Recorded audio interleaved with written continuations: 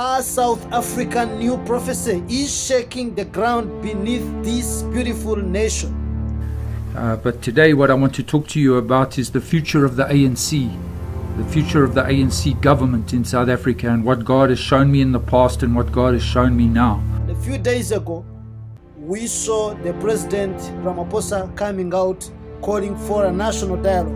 My fellow South Africans, today I wish to address you about the National Dialogue, an initiative that has been in discussion by a number of leaders in our country and many other people for some time. Coincidence or confirmation? I know some may say, you are not a South African. Stay out of it. Come on. When prophecy starts unfolding in real time, we can't stay silent. Yeah, because this is not politics. This goes beyond politics. This is divine. So let's unpack together what's really happening here. If you are new on this channel, peace be with you, dear brothers and sisters, from wherever you are watching me from. I am Brother Mugabe, and this is the Truth Preacher. We concentrate on delivering a true message to all people, but aiming at one soul at a time. A friend contacted me and asked, why am I not prophesying? And so I told them that I've been through a season where God had forbidden me to speak. God wouldn't allow me to speak. God is only releasing me now to speak. But today what I want to talk to you about is the future of the ANC, the future of the ANC government in South Africa, and what God has shown me in the past and what God has shown me now on what is coming. And it was a year ago where I prophesied about the elections of South Africa. I remember being in the church service and the presence of God all over me, and I prophesied, and the things that I saw the coalition government. I saw a whole lot of different parties rallying together to make up a government, which had happened exactly the same way. But I also prophesied on that same day the future of the ANC. And this is what God said to me. God said to me, I raise up kings and I tear them down. That we find in the book of Daniel chapter 2. God raises up kings. He changes the times and the seasons. Not only does he raise up kings, but he also tears them down. And this is what God said to me about the ANC. God said, I raised up the ANC, and now I am tearing them down. He said to me, the ANC will be no more. People laughed at me when I said the ANC will be no more. Listen to me, and listen to me very carefully. God has said, the God of heaven has spoken and said, the ANC will be no more. So you can put your comments down below on how you think the ANC is going to abide forever. But God raises up kings and God tears them down. He raised up the ANC and now he is tearing them down. What is happening at the moment is we're seeing international intervention, and the rest of the world is putting pressure on the ANC. The last time that happened, there was a change of government. The last time that happened, the ruling party of the time no longer exists. They are now gone. This is what God said to me about the ANC. The ANC will become a byword. They will only be remembered in the history books. That's what God is saying. God said the ANC will be a byword, become a byword. They will only be remembered in the history books. God has shown me two future presidents of South Africa. I'm not going to release their names. One is an older and one is a younger. The one is a businessman, very popular and very influential. He's a businessman. I think he's in his 30s. The older, I think he's in his late 60s. I haven't checked their ages. The older president will root out all corruption. The older president who comes into power will root out all corruption and will establish righteousness and justice. The older president will be like King David, who defeated the Jebusite stronghold. Remember the story? King David goes and he destroys the Jebusite stronghold. It was the seventh and the final enemy, and established Zion in its place. This older president is going to be like unto King David, who is going to establish righteousness and justice in our nation. He's going to root out all corruption. Corruption goes from, at the moment, from the politicians all the way down to the police, to the military service, to businesses. This president, the hand of God is upon him, the older president, to be like unto King David. He's going to root out all corruption. David took out all his enemies. He defeated all his enemies. The younger president will be like unto King Solomon, who will usher in a new era of wealth and prosperity. The gold in South Africa that is mined in South Africa is going to belong to South Africa.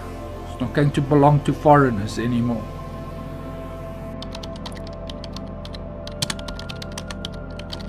My fellow South Africans, today I wish to address you about the National Dialogue, an initiative that has been in discussion by a number of leaders in our country and many other people for some time. This initiative has been gathering great support and enthusiasm since it was proposed last year. It has been endorsed by a wide range of formations across society. Over the last few months, we've been engaged in discussions with various entities on the purpose and the form of the National Dialogue. In the wake of these consultations, there is broad agreement that given the challenges our country is facing at the moment, we should convene the National Dialogue. The idea of holding a dialogue is not a new concept in our country. In many ways, having dialogues is part of our DNA as a nation.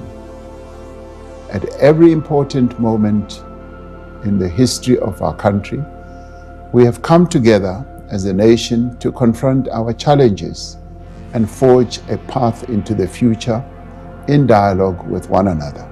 We are therefore called upon at this moment to direct all our efforts to build a thriving, inclusive economy that creates jobs and opportunities. We are called upon to build safer communities and create a better future for our children. We are also called upon to give all sectors of our society, men and women, young and old, persons with disabilities, the LGBTQI community, and urban and rural people, a voice to determine how we address the problems of today and build the South Africa we want for future generations. There we go. The prophetic message that came forward, it speaks of disruption in the political space. They are specifically targeting the ANC's grip and its spiritual position in the nation. It was a bold word. It was a bold word, but what followed is just shocking. Some of the aspects, it is confirming what God already showed me about South Africa that I'll be sharing with you soon. Yeah. But then, as you have seen, we see that days after this prophecy was released, 6 days, then 3 days after, the President Ramaphosa, he had to come out publicly calling for a national dialogue, which is called the National Dialogue Initiative. So he said that South Africa must reflect and find a common ground, a common ground. Now, ask yourself this: why now? When we go into discernment and analyzing this prophecy, why now? Why this urgency? You see? Yeah, so could it be that even our leaders, somewhere, somehow, they are sensing the spiritual unrest? That the atmosphere is no longer just political. it's getting prophetic. Ne? Because when we look throughout the scripture, when kings and rulers feel pressured to call a meeting, it often means something deeper is moving. Like how we see in Joel, the book of Joel, in chapter 2, verse 15, the prophet said, blow the trumpet in Zion. Blow the trumpet in Zion. Declare a holy fast. Declare a holy fast. Call a sacred assembly. So, God moves people to call dialogue when judgment or mercy is near. Normally, that's what I understand. When judgment or mercy is nearing, God will use leaders to call them for dialogue, to call for a meeting. And when you look at it spiritually, this could be that moment for South Africa as we speak. It could be that moment. A spiritual shaking may already be in progress as we speak. Yeah.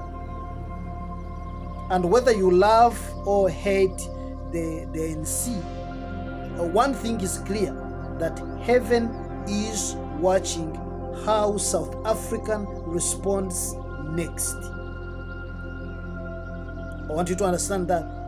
Heaven is watching how South Africa responds next. And if this confirmed something in your spirit, leave a comment and share. Let's talk. Bazalwan, the signs are here. The signs are here. The call is loud. Yes, the call is loud. You can see that. The call is loud. And we need to be among those who discern the times. We need to be among those who discern the times. Who is watching me as South African. So this isn't just commentary. It's a spiritual call. The truth must be preached no matter the cost. I am the truth preacher. See you in my next video. Wherever you are watching me from, peace be with you. Shalom.